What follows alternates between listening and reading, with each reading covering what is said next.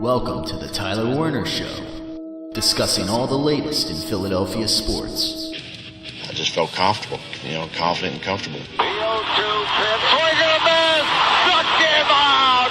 Man, I love y'all. I hope y'all keep trusting the process. But did they score? And now, here's Tyler Werner. Welcome to the Tyler Werner Show, ladies and gentlemen, on this late August evening. Philadelphia Phillies, another loss in the books, 8-6 to the Blue Jays, 3-7 in their last 10. What is the matter with them these days? As they were just a couple of weeks ago in the driver's seat in the NL East, and now it's like suddenly, will they maybe miss the playoffs? I don't know. Let's hope not, because at the very least, things have been looking up for the Phillies throughout this season.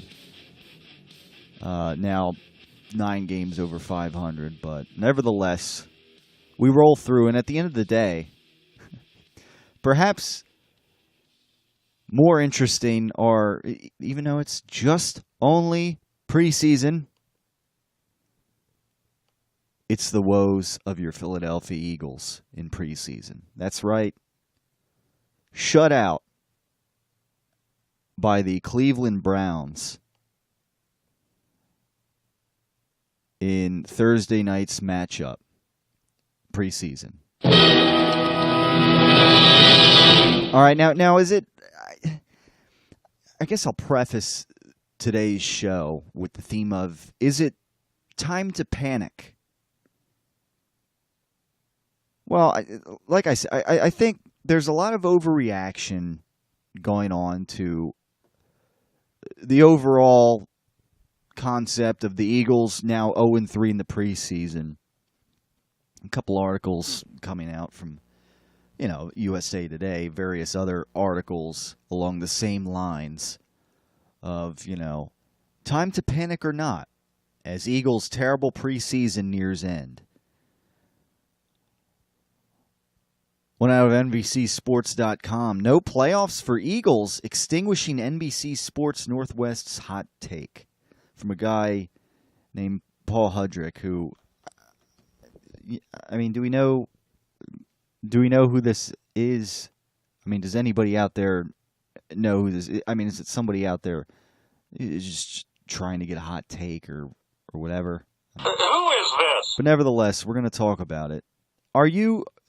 again, it's only preseason. And I kind of said, last week on the Tyler Werner Show, look, Carson Wentz isn't out there. The whole receiving core, mind you, is basically starters-wise, not out there. Zach Ertz, Dallas Goedert out there, they're looking decent. Running back-wise, Wendell Smallwood was your bread and butter running back in this game against the Browns.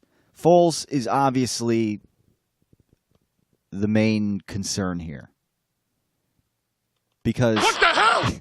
Because Carson Wentz, although Carson Wentz has resumed 11-on-11 drills, and it was basically said earlier this week that he is going to continue 11-on-11 drills until he starts the regular season from here on out. Now, whether that's week 1, that still remains a question. I don't think he's going to... I at this juncture, I still don't think... if you're his doctors and whatnot, you bring him back too early, your reputation is pretty well tarnished. So, Foles, given the concerns with Foles, 2 interceptions and the fumble lost, is Foles reverting back to, the Foles that lost his job here? Not the 27-2 Foles, not the Super Bowl winning Foles, the Foles we saw in the playoffs. as I remember late last season, the Christmas game against the Raiders and the one after that, whatever it was, whatever games towards the end of the season that Foles was, I guess, kind of crapping the bed in, for lack of better terminology. Maybe that's what we're seeing now? Maybe, I don't know. See, the way I look at this Eagles preseason right now, the defense, they took care of business. Derek Barnett looked a little more live out there, Other playmaker, Fletcher Cox. Some usual Eagles on defense doing their damage on that defense. It's the offense that is really of concern here. And again, the offensive line, they could be doing a better job. There's supposed to be a good offensive line. And I don't know if the defenses are throwing a little bit more at them. I don't know if it's the Cleveland Browns looking like they typically do in the preseason, stronger than they certainly do in the regular season overall. I don't know if it's a combination of that. I don't know if it's a combination of, beyond Zach Ertz being out there, who do you have weapon-wise that's suiting up? In the receiving core and the running back core, not too much in the case of this game against the Cleveland Browns, where the Eagles failed to put a point on the board. I don't know. This is just me. I'm not saying the preseason doesn't matter at all, because I would have hoped to see a little bit better performance out of Nick Foles than what we've seen this week and the previous week against the Patriots. Part of me just likes to think that, well, it's a good thing that they're looking like crap now. It's a good, at least mostly offensively. Without these, if I'm one of these guys, if I'm playing for the Philadelphia Eagles, I'm coaching this team or whatever, and these articles are coming, is it time to panic? Defending Super Bowl hangover. The Eagles might not make the playoffs. If I'm on this Eagles team and I'm already being written off, whether I'm a water boy or no, but seriously. Regardless of who that would just incense me to really come out in the regular season and prove the doubters wrong. That's just me.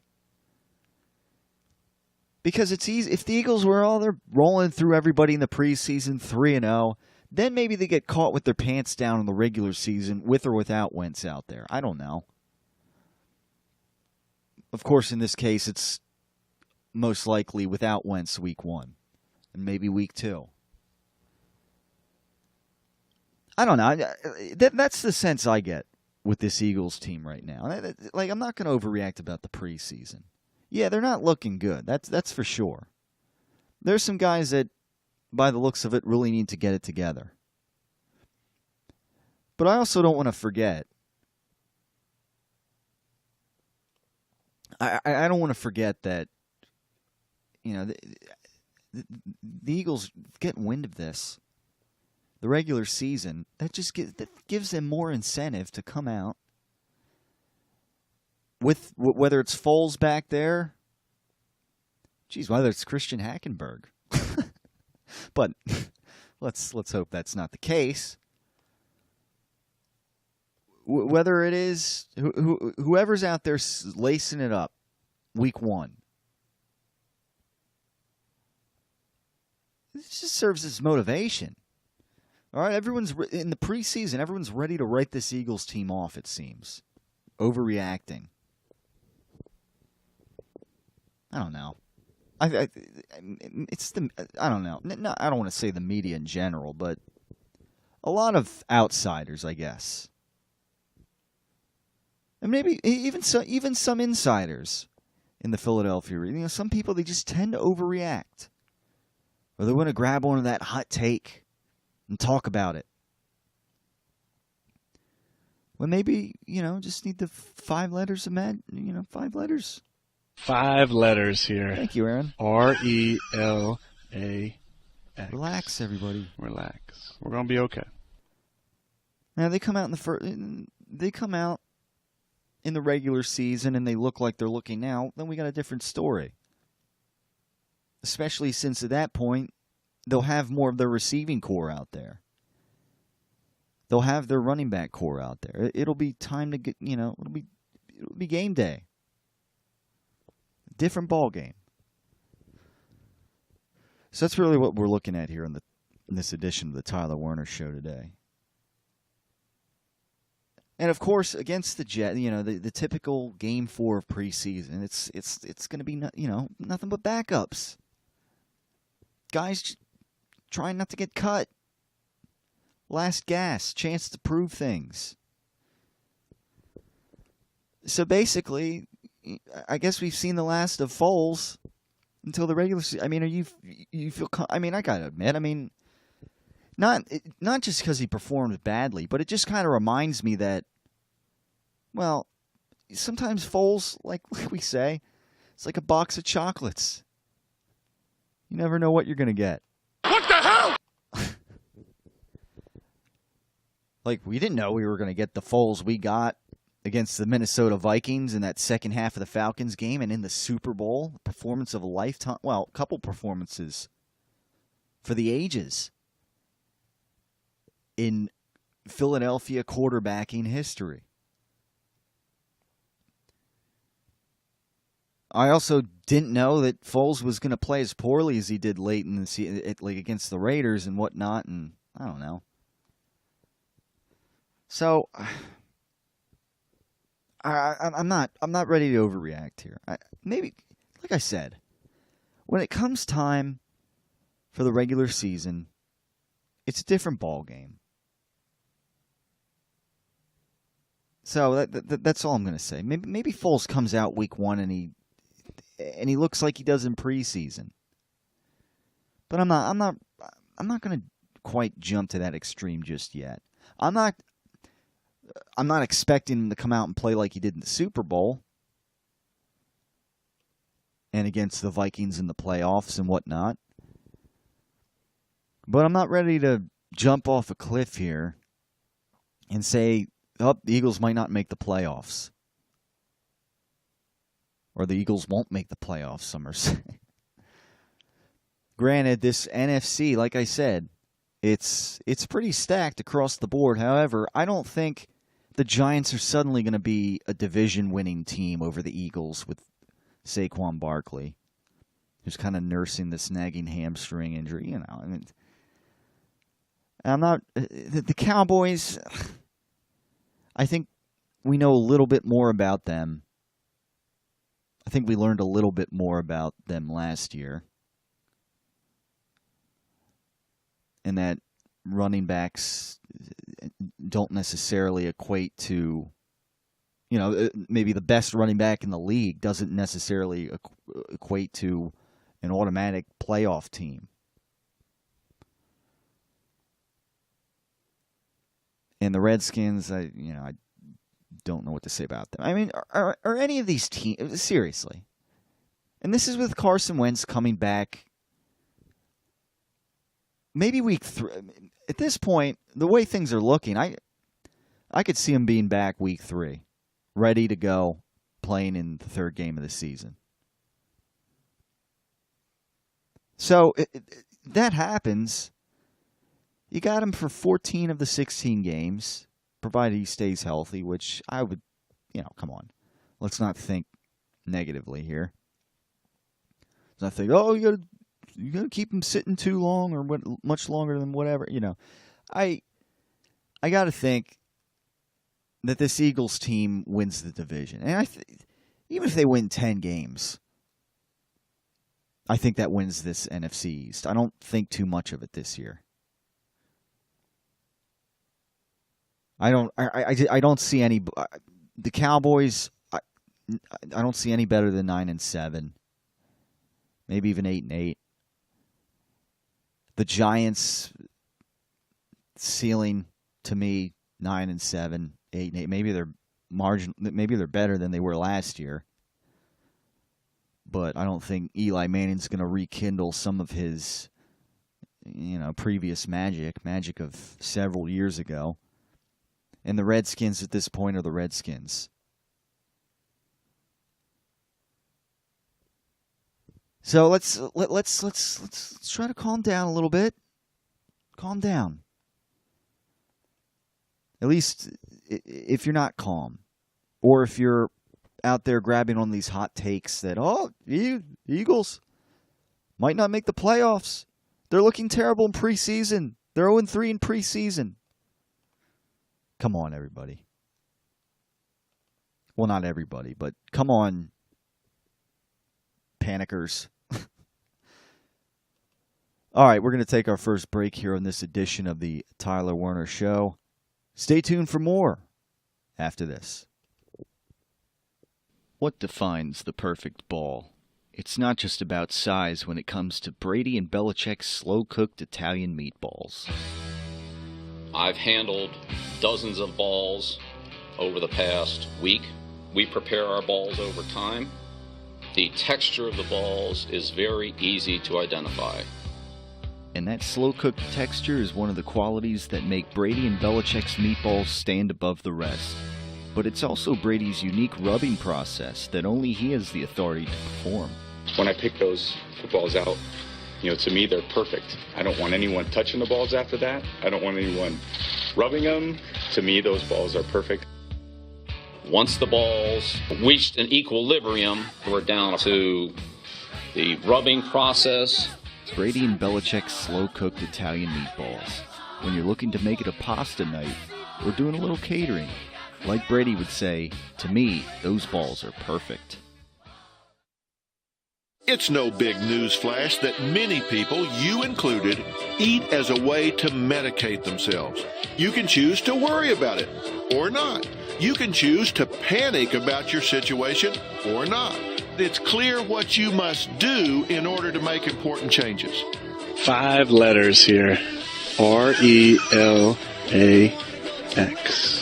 Relax. We're going to be okay. In order for you ever to effectively figure out and map how to get to where you want to go, you have to first know exactly where you are starting. RELAX. Relax. You have to be willing to change what you're doing. You can change your behavior.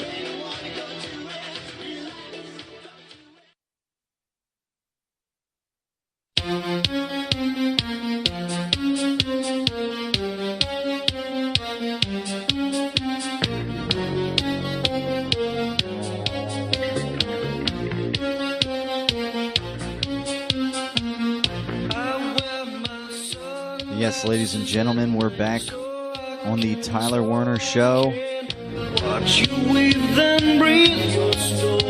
Are you panicking, Eagle fans out there? 'Cause I know I'm not. Just, wear your sunglasses at night. Just, stay calm, cool, and collected.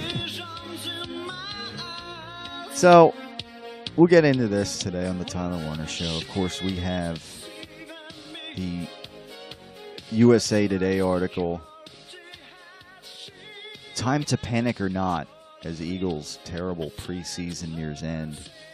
Of course, with the New York Jets and the Philadelphia Eagles taking each other on. Again, kind of much of the usual final 4th game of the preseason. I said it before the preseason even started. I'm just like, bring on the regular season. I'm just ready for I've been ready for the regular season. Whether it was going to be Nick Foles starting, I agree, or Carson Wentz was going to somehow, be on that superhuman recovery path or track, or to get back on track for the first game of the regular season. I said it after the first preseason. I'm ready for the I'm ready for the real deal here.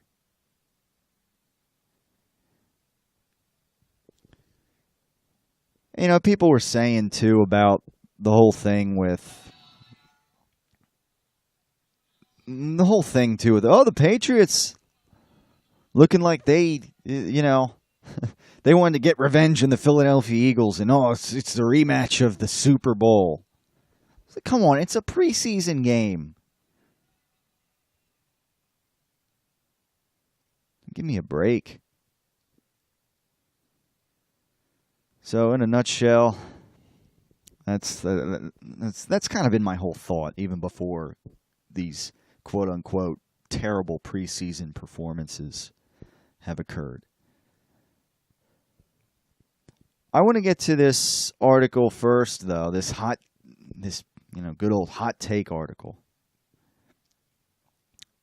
entitled "No Playoffs for Eagles: Extinguishing NBC Sports Northwest's Hot Take." And it reads, "We now have a 2018 Mike Lombardi freezing cold take of the year award candidate. Our friends over at NBC Sports Northwest had an interesting post go out the other day. In said post, Brian Noe suggested that the Eagles will not only not repeat as Super Bowl champions, which in the first place I said is hard to do in this league anyhow, but that they won't even make the playoffs. Before you just say, what?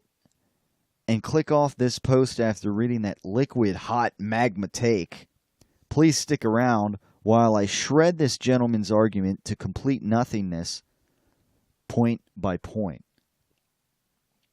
Okay, so this guy... Oh, man! So yeah, basically that was the hot take. No playoffs for Eagles. So, all right, so this... As Noe points out, according to, the author of this, Paul Hundrick, says, as Noe points out, the struggles of Super Bowl champions the following season are well documented. However, let's take a look at the last 5 defending champs. 2 of the last 5 made it back to the Super Bowl and lost, being the New England Patriots and the Seattle Seahawks. 1 lost in the AFC Championship game, of course the Patriots, to the Broncos the one year, while 2 missed the playoffs. But let's take a closer look at the 2 that didn't make the postseason. There's the Broncos, who lost Hall of Fame quarterback Peyton Manning the following season, and of course he wasn't a shell of himself, but the replacement was Trevor Seaman. Point made. Likely future Hall of Famer DeMarcus Ware returned, but was too banged up to contribute and wound up retiring at the season's end. They also lost the quarterback of their defense, Danny Trevathan, the linebacker. The Ravens slipped. That would have been the year they defeated of course, the San Francisco 49ers. The Ravens slipped mostly because they lost 2 Hall of Famers, Ray Lewis and Ed Reed. They also lost 6-time Pro Bowl center Matt Burke to retirement, All-Pro guard Kaliche Ozamel. Wasn't actually very familiar with that name. And, of course, leading receiver Anquan Bolden. That team was also 10-6, got red hot in the playoffs. Joe Flacco, to his credit.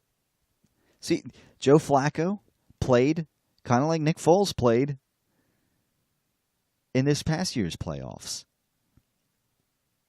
But that was a 10-6 team that got hot and defeated the 49ers, who maybe weren't quite as experienced as some of the core of the Ravens at that time. So the point is you have to look at the context of why those teams missed the postseason. When looking at the Eagles' offseason, you could make the argument that they actually got better. Interesting. Future Hall of Fame tackle Jason Peters returns. Jordan Hicks, who is a Pro Bowl caliber linebacker when healthy, he'll be back from an Achilles injury. Darren Sproles, one of the best toys in Doug Peterson's chest, will be back and looks as spry and as dangerous as ever. And I'm going to keep loving on him. Interesting. Now, the Eagles lost LeGarrette Blount. It's not the end of the world, but his departure is mitigated with Sproles and Jay Ajayi being there for a full season. And, of course, Corey Clement. They lost Torrey Smith, but Mike Wallace, a marginal upgrade over him. They lost Vinnie Curry and Bo Allen to the Bucs, but added former Pro Bowlers Michael Bennett and Haloti Ngata. A little bit of, little depth, rotational guys. And the side note, the Eagles are new to this whole winning a Super Bowl thing, but the Seahawks have won, doing the math, one Super Bowl, and that just happened in 2014.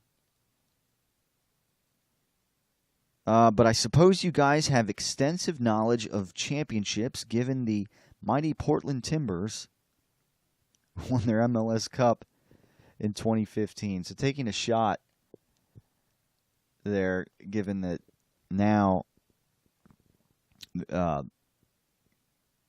this guy, Noe, I don't even remember who it is. Does anybody know who this guy? No, I'm sorry.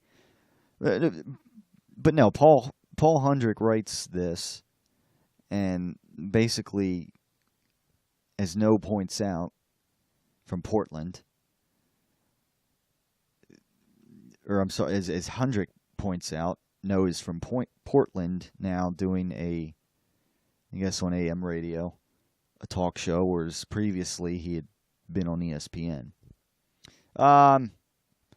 Getting off topic here. So let's see here. Where I lost my place. Foles the folk hero. Wentz the next coming. So he goes on to say, yo, show some respect when you bring up the name of Nick Foles and Carson Wentz. Noe's argument about Foles is short-sighted. Foles had one of the greatest postseason runs in NFL history. From our resident Nick Foles statistician Reuben Frank, Foles is now atop the all-time NFL lists in postseason completion percentage at 71.9% and passer rating 113.2, minimum of 100 attempts. Aside from that, he also had one of the most bonkers regular seasons of all time in 2013.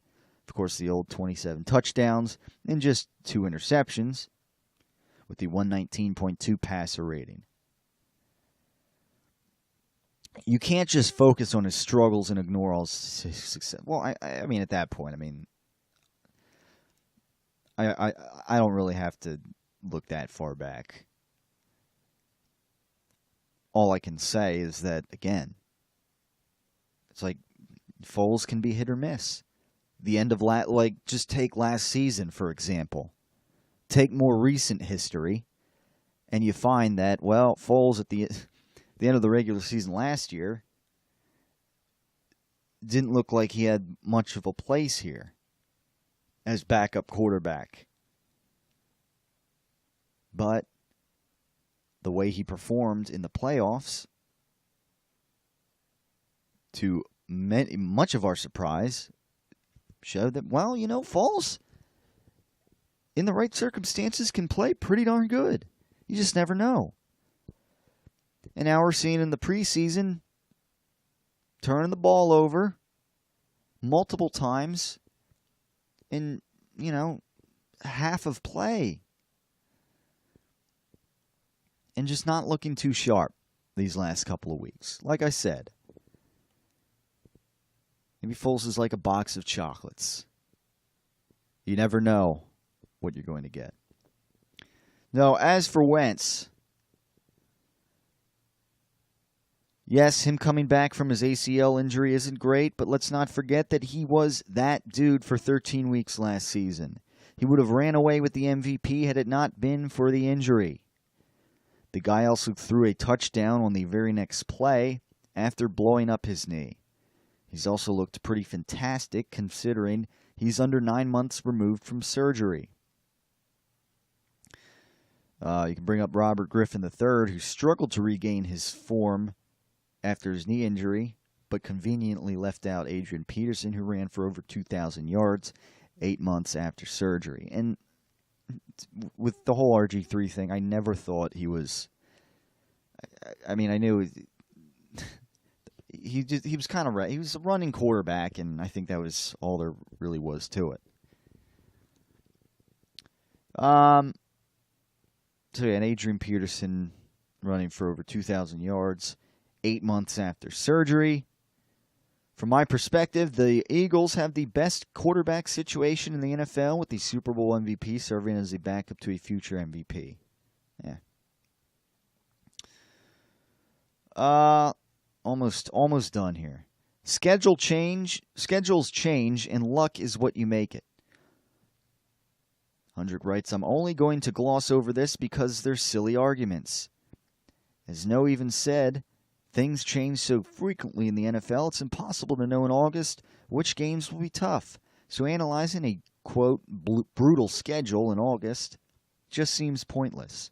As for luck, come on, dude. Because no team has ever gotten lucky in winning a championship. Were the Eagles lucky when they lost their starting middle linebacker, future Hall of Fame tackle, franchise quarterback / MVP favorite, and a guy who has the 8th most all-purpose yards in NFL history? Find a new slant. Eagles fans assemble. Brian No's Twitter handle is @TheNoShow, and he has invited you to come at him. Let's be respectful, but let's remind him of these facts, as well as reminding him that the Seahawks dynasty is falling apart, and that the Portland Trail Blazers are an elite regular season team. A bunch of GIFs of Foles hoisting Lombardi Trophy wouldn't be bad either. So there you go. Let's make some noise, come on! Yeah, Eagles fans assemble. So in a nutshell, there you go. A lot of positive points. A lot of, again, this whole thing with the Eagles not making the playoffs. A lot of great points brought up there by Paul Hendrick. And yeah, like I said, Hendrick doesn't even mention about this division. I mean, first and foremost, you win the division, you're in the playoffs. It doesn't matter you finish, like I said, 10-6. Now the Eagles finish 8-8. Maybe they won't win the division. They finish 9-7. Maybe they won't win the division either. But you can't with returning Carson Wentz, with this running back core, with the receiving core that, again, is not even the starting receiving core. That's not even out there, really. You can't sell me that you can't sell that. You can't sell me that the Eagles aren't going to make the playoffs. No playoffs for the Eagles. Come on. So we're going to take another break here, and on the other side, we'll get to the whole time to panic or not as the Eagles' terrible preseason nears end. We'll look at a little. We'll take the panic and don't panic sides of things. We'll take a look into that and discuss here on the Tyler Werner Show. Everybody, stay tuned for more on this late August edition of the Tyler Werner Show. Man, we are just nearing fall, the month of September. Regular season week 1 is less than 2 weeks away, when the games actually really do matter. It's the Tyler Werner Show. We'll be back with more after this. Okay, Rocco, pretend I'm the girl that you want to ask out on a date. How about maybe you and I, maybe we go out together, get something to eat, I don't know, maybe laugh a little bit, who knows, you know? I don't know, would you like to maybe, you want me to go out together? What do you think? Would you like to? You need to make more eye contact and you sound way too nervous. You want to hear me say it? You want to break me down? All right, I'm afraid. For the first time in my life, I'm afraid. Having a tough time asking out ladies? You need to see Clubber Lang for a lesson. Hey, woman. Hey, woman. I bet you stay up late every night dreaming you had a real man, don't you?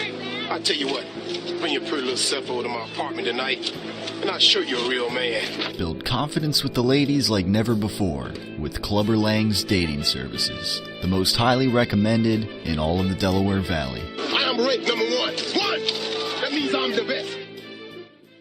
Hi there, I'm Hank Hill. Well, I'd like to tell you what Strickland can do to meet your energy needs. You see, at Strickland, the customer comes first. It's kind of interesting. The word customer begins with CU. Well, we don't see you as just another sale, but as a member of our team. I thought you might enjoy 7.5 gallons of pure premium propane. Strickland Propane, the customer comes first. Posey fires, and it is caught for a touchdown. It's gone! And the Sixers have scored 9 in a row. Are you kidding me? Knock him out!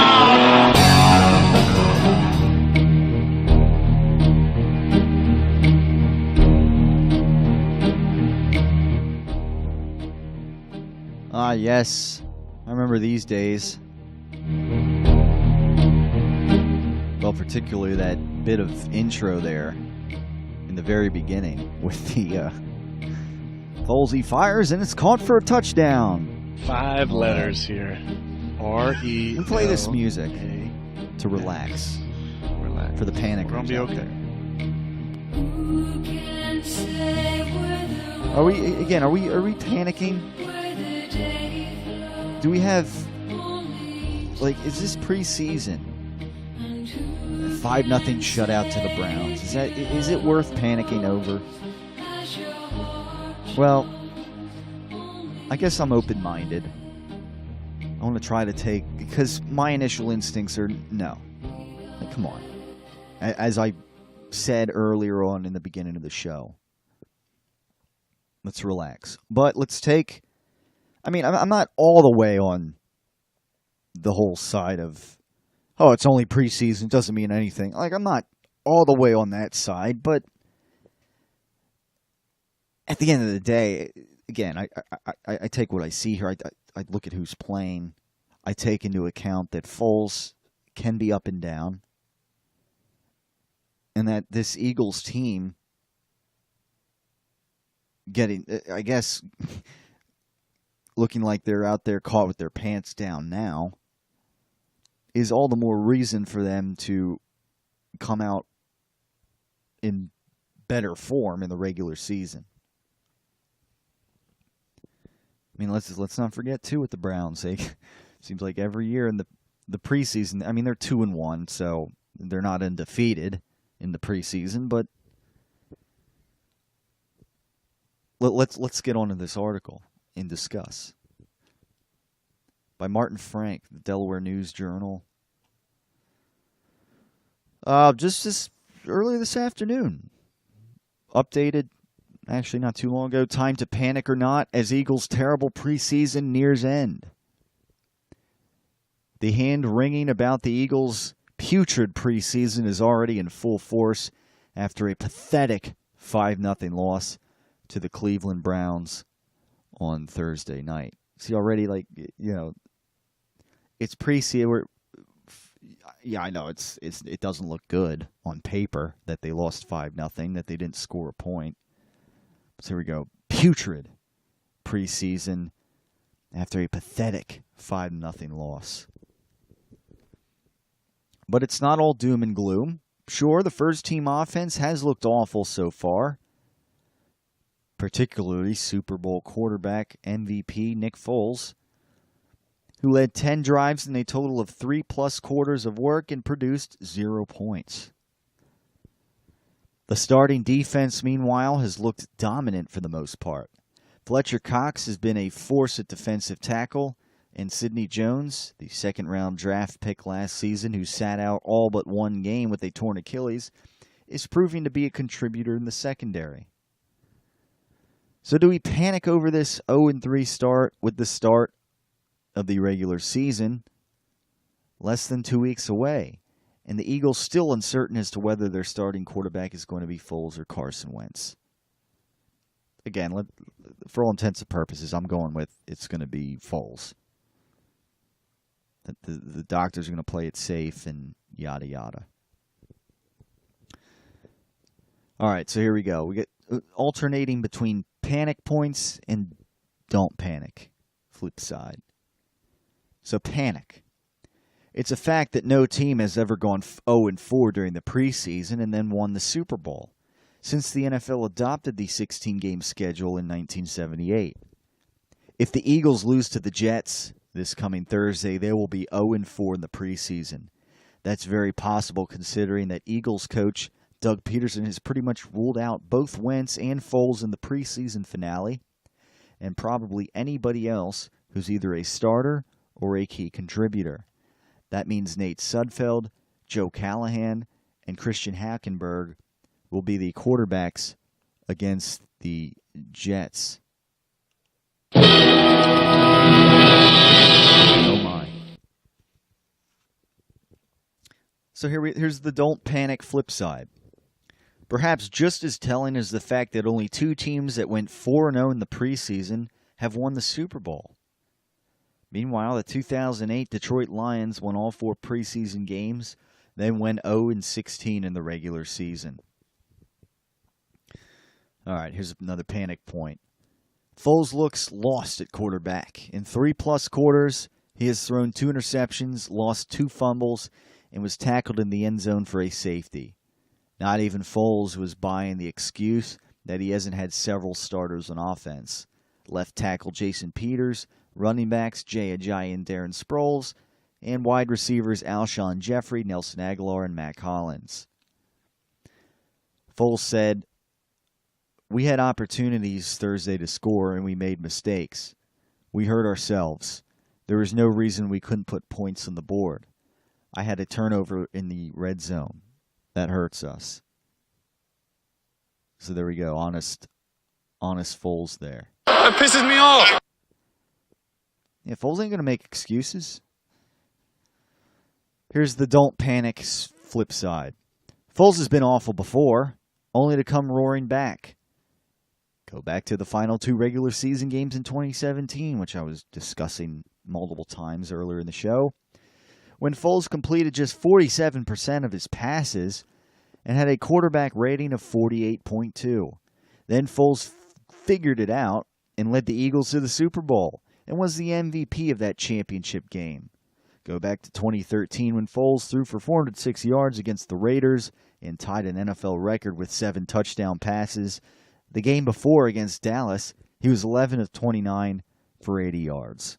I mean, yeah, I remember that, but like I said, just stick to what we got most recently. And late last season, in the playoffs, and then the preseason, up and down. All right. Panic.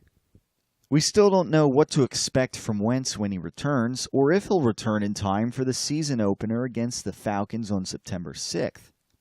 Wentz only resumed 11-on-11 team drills last week after a 3-week hiatus, meaning that he hasn't had a chance to develop that rhythm and rapport with his receivers. Of course, many of those receivers have been out, too, with injuries. And we don't know if Wentz will have the same type of mobility in the pocket that he had last season when he was playing at an elite level. That's true. The don't panic side of it. The Eagles have gone through this before with Wentz. In his rookie season of 2016, Wentz cracked some ribs in his preseason debut after playing only 1 quarter. He didn't play or practice again until the week leading up to the start of the regular season. That was when the Eagles shockingly traded starting quarterback Sam Bradford and elevated Wentz from 3rd to 1st string. The Eagles started the season 3-1 that year, and Wentz had a quarterback rating of 105.1 with 7 touchdown passes against just 1 interception. Yeah, I mean, I like I said, I don't even need. I'm not even looking at the first season. that far back. I'm just projecting. Wentz in the pocket, I mean, his mobility out of the pocket and whatnot, I mean, I got to maybe that'll come a little bit in time. I'm hoping he slides a little more. He maybe, if he can, try to avoid trouble whenever possible. I've said before, that play where, he was diving for the end zone and whatnot, and those kind of play. I mean, it's that desperate situation. That's going to happen sometimes. But in general, he can maybe be a little bit more conservative with his legs, especially as he recovers from this ACL injury.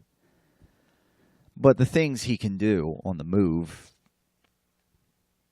even just sliding in the pocket, I don't think that's going to be that hampered. That he's suddenly going to be a shell of his former self. All right, here we go. Another panic point. The NFC is stacked as the Rams and Vikings in particular got much better, and the Falcons are always formidable. I don't know if those teams are both good. I mean, did they much better? Yeah, better. The Rams certainly kind of went all out in free agency, and I kind of favor the Rams in the conference for that matter. I don't think got much better. Meanwhile, the Falcons are always formidable, so the Eagles can't afford a slow start to the regular season, especially in the opener at home against the Falcons. Home field advantage in the playoffs is crucial, and the Eagles proved that last season. And like I've said before, outside of the Rams, Vikings, Falcons, I mean, the Packers, with Rodgers back, provided he's there the whole season. The NFC South in general, Panthers are always seemingly in the mix the last few years, last several seasons for the most part. The Saints, the Niners are better. I mean, some have them as perhaps a playoff team, wild card. I don't think because they're not going to be at the Rams level. The Lions are, I guess, in the mix too. These other divisions outside of the NFC East, I mean, it's like three teams could be over 500 in each division almost. It's the way it seems like. Provided the Seahawks, I don't know. I mean, the Seahawks maybe 8-8. I don't know. Probably not a playoff team, given there's just too many teams ahead of them. But they're in that possible mix too. All right, the don't panic flip side of that panic point. Even if the offense struggles in the early part of the season, the defense is strong enough to keep the games close. The Eagles are as deep as they've ever been at defensive end, especially with Brandon Graham pushing to be ready for the season opener, along with the expected emergence of Derek Barnett. The secondary is also much stronger than it has been, with cornerback Ronald Darby healthy and familiar with the system. He was acquired last August in a trade, then broke his ankle in the second game and never fully recovered. After the Falcons, the Eagles have winnable games against Tampa Bay and Indianapolis. That should give Wentz some time to get himself back into football shape for the meaty part of the schedule. The best thing about the preseason, at least for the Eagles, is that it's almost over. And all their majority players are healthy or getting healthy. So there we go. I like that. I really like that part there. The best thing about the preseason, at least for the Eagles, is that it's almost over. Since it's been so terrible and putrid. And with that in mind, that is the end of the article there. So there you have it. I'm not ready to panic here. And I mean, at this point, again, like that was it. like I feel like I say every year after preseason game 3. That's really it. That's a wrap. At least for the starters that we were going to see, which, again, I just feel like so many we didn't see and aren't really going to see until the regular season. I don't know if that's a good... I mean, part of it's good that they're getting preserved. The other part, it's like, well, are they going to be ready? Are they going to be in the swing of things? Are those guys going to get caught with their pants down? I don't know. I mean, early in the season, the good news, other than the Falcons, these first few games, the Buccaneers, Colts, I would think and hope, those are both wins, even if they lose the first game against the Falcons. And I would think Wentz be back maybe that week 3 game, in the swing of things, ready to go. And bada bing, bada boom, for the most part, everybody then, bar an injury in the first couple of games, everybody is out there. So that's what we're looking at. I mean, again, there's when you look at the things that made the Eagles what they were last year. I mean, obviously it was defensive playmakers, which, again, we're seeing Derek Barnett emerge. Fletcher Cox, the secondary looking better. Brandon Graham's going to make his way back. You got your quarterback of the defense. That linebacker who's going to hopefully stay healthy. And you're going to have him back in the fold, who you lost last season. So, obviously, I'm not concerned on the defensive side of the ball by any means. If anything, they might be better overall. Again, you got the Bennett, Haloti Ngata rotation there. Offensively, what made this Eagles team really churn late last year, especially without, in the playoffs, without Wentz out there, your running back core, even with Sproles out for basically the majority of last season into the playoffs, Corey Clement and Jay Ajayi carrying the football, and then again, Sproles back in the mix. Hopefully, he can stay healthy this year. And I think with Clement and Jay Ajayi getting a little more action now without LeGarrette Blount in the mix, I think it'll be all well and dandy, for lack of better wording. And in the receiving core,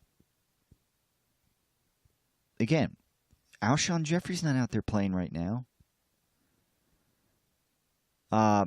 Aguilar, who really came together into his own last year,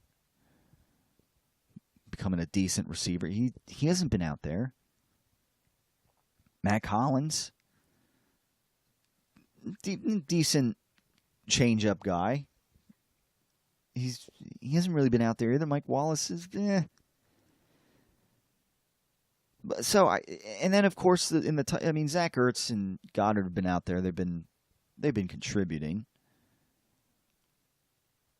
and with them in the mix with these other running backs and receivers on the field, skill players, might give them a chance to do damage in other ways. When you got other weapons out on the field, who do you cover? Where do you turn your attention to? This and that. I think all is well. Not ready to panic. I think things are going to be just fine. Those are some of the things. And Foles playing at a high level, and of course the offensive line, without Jason Peters and missing whoever, stepping up and playing quite well. Hopefully that's a little more so the case in the regular season, because they've been a little suspect.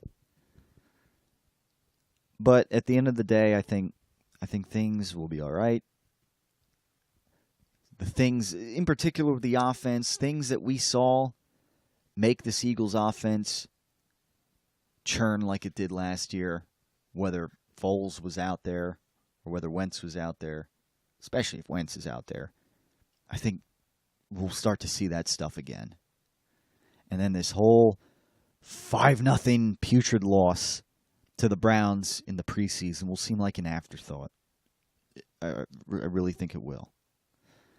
It's a tough week 1 game against the Falcons. Don't get me wrong. I could easily see them losing it. And next time on the Tyler Werner Show, we're going to go through the schedule once again for the regular season and project before the Philadelphia Eagles play the Falcons. So until then, that's going to wrap things up on this edition of the Tyler Werner Show. Thank you all for listening. Stay tuned for more on the channel. Check out the latest in the memorable moments in NFL press conferences video collection. Has certainly put up a good one earlier today. Well, this weekend for sure. So you'll definitely want to check that out if you're maybe want to get a laugh or two about somebody. Well, as you know, I'm not on Snapface and all that. We like to poke fun at here on the Tyler Werner Show. But I totally, like I said, totally respect the guy, whether, deflated ball controversy, Spidergate controversy, or whatnot. I still bow down to as, the man. It's the Tyler Werner Show. Thank you, everybody, for tuning in. I've talked enough. Stay tuned for next edition of the Tyler Werner Show. Everybody have a great week. And we'll discuss next time on the Tyler Werner Show the Philadelphia Eagles as they head into the 2018 regular season. My God, are you still talking?